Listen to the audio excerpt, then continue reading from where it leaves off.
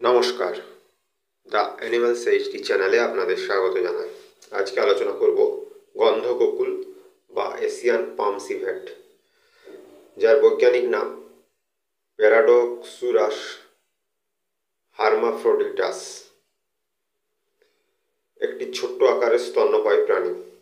এটি ভিভারিডি পরিবারভুক্ত এবং এশিয়ার গ্রীষ্মমণ্ডলীয় অঞ্চলে প্রাথমিকভাবে পাওয়া যায়।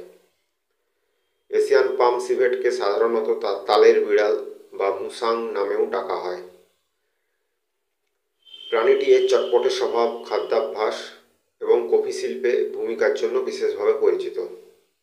এই ভিডিওতে গন্ধগোকুলের জীবন ও এর বিভিন্ন দিক সম্পর্কে বিশদে আলোচনা করা হবে। শ্রেণীবিন্যাস: প্রাণীটির রাজ্য অ্যানিমালিয়া, পর্ব কর্ডাটা। শ্রেণী ম্যামেলিয়া, বর্গ কার্নিভোরা, পরিবার ভিভিরিডি, গণ প্যারাডক্সেরাস, প্রজাতি প্যারাডক্সেরাস। শারীরিক বিবরণ: এশিয়ান পাম সিভেট মাঝারি আকারের একটি প্রাণী। এর দেহের দৈর্ঘ্য 50 থেকে 70 সেমি এবং লেজের দৈর্ঘ্য 45 থেকে 55 সেমি পর্যন্ত হতে পারে। ওজন সাধারণত 2 থেকে 5 কেজি হয়। এদের গায়ের রং ধূসর বা বাদামি এবং দেহের ওপর কালো দাগ দেখা যায়। মুখমণ্ডলটি লম্বাটে এবং মুখের চারপাশে একটি কালো মাস্কের মতো দাগ থাকে। এর লেজ লম্বা এবং পুরু, যা এদের ভারসাম্য বজায় রাখতে সাহায্য করে। বাসস্থান: গন্ধগোকুল এশিয়ার বিভিন্ন অঞ্চলে পাওয়া যায়। এটি বাংলাদেশ, ভারত, শ্রীলঙ্কা, নেপাল, চীন, Indonesia, Thailand, Vietnam, Philippine, Malaysia এবং মায়ানমার, দক্ষিণ ও দক্ষিণ পূর্ব এশিয়ার গ্রীষ্মমণ্ডলীয় বনাঞ্চলে বসবাস করে। এরা ঘন বন, চা বাগান, কফি বাগান এবং মানুষের বসতি সংলগ্ন এলাকাতেও দেখা যায়। এরা মূলত নিশাচর এবং বৃক্ষবাসী হলেও মাঝে মাঝে মাটিতেও দেখা যায়। খাদ্যাভ্যাস: গন্ধগোকুলের খাদ্যাভ্যাস: এশিয়ান গন্ধগোকুল সর্বভুক প্রাণী, অর্থাৎ এটি উদ্ভিজ এবং প্রাণীজ উভয় ধরনের খাদ্য গ্রহণ করে।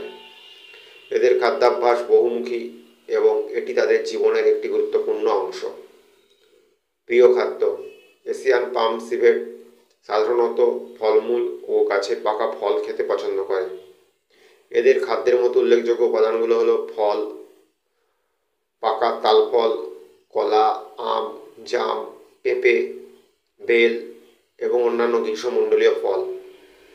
কফি চেরি: এরা কফি চেরি খেয়ে থাকে, যা কপি লুয়াক কফি তৈরির জন্য বিখ্যাত। কফি চেরি খাওয়ার পর এর বীজ কফি বিন মলত্যাগের মাধ্যমে নির্গত হয়, যা বিশেষ প্রক্রিয়ার মাধ্যমে বিশ্বখ্যাত কফি তৈরিতে ব্যবহৃত হয়।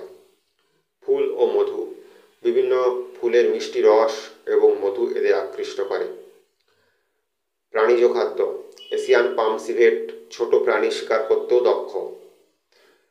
এদের প্রাণীজ খাদ্যের মধ্যে রয়েছে পোকামাকড়, যেমন পিঁপড়া, মথ, বিটলস, ঘাসফড়িং এবং অন্যান্য ছোট পোকা।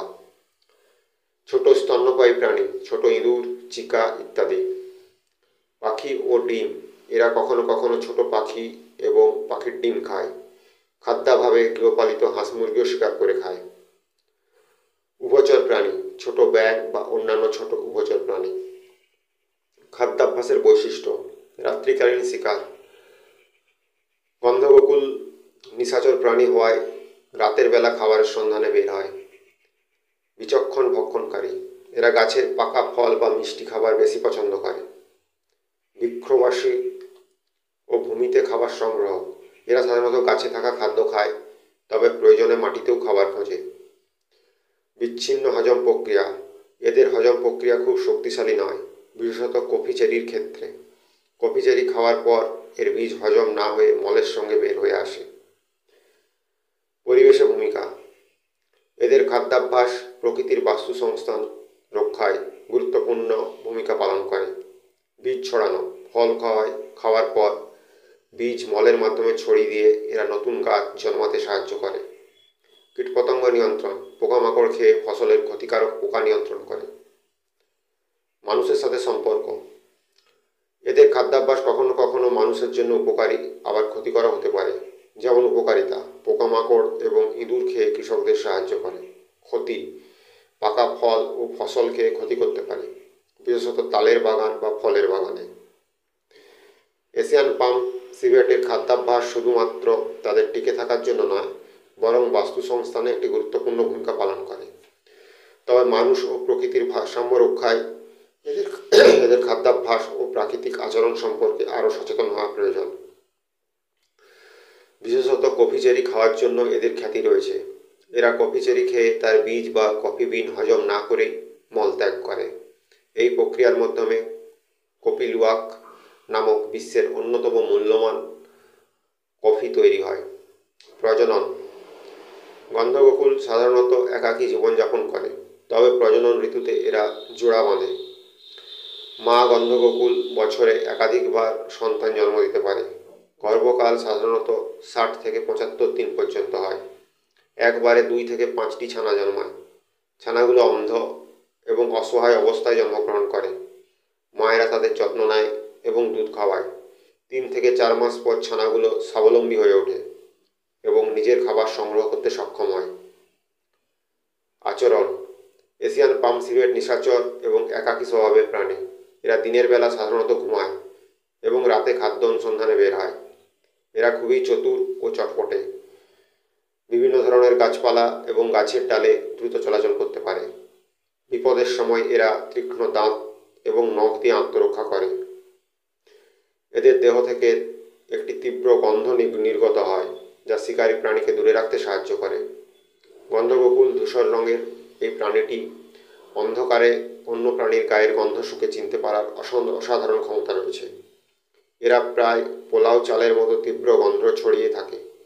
এক সময় এর শরীরের গন্ধ উৎপাদনকারী গ্রন্থি থেকে মিশ্রিত রস সুগন্ধি তৈরিতে ব্যবহৃত হতো। বর্তমানে কৃত্রিম বিকল্প সুগন্ধি তৈরি হয়। মানুষের সাথে সম্পর্ক: এশিয়ান পাম সিভেট মানুষের সাথে বিভিন্নভাবে যুক্ত।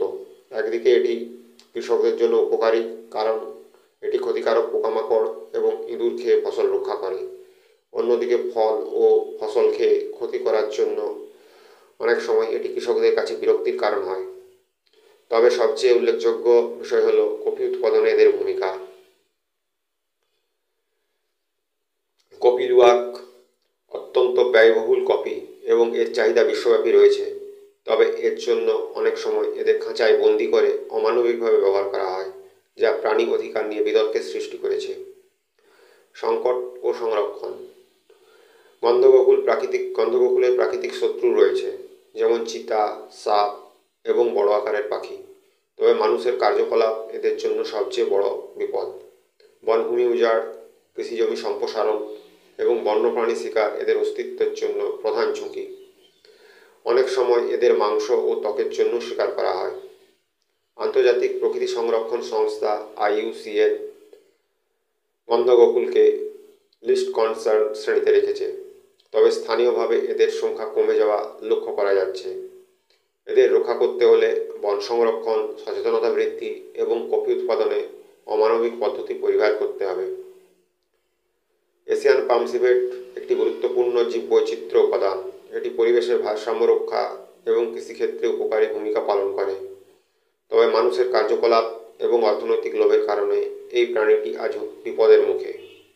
তাই এদের রক্ষায় আমাদের আরও যত্নবান হওয়া উচিত। ধন্যবাদ। Please subscribe my channel.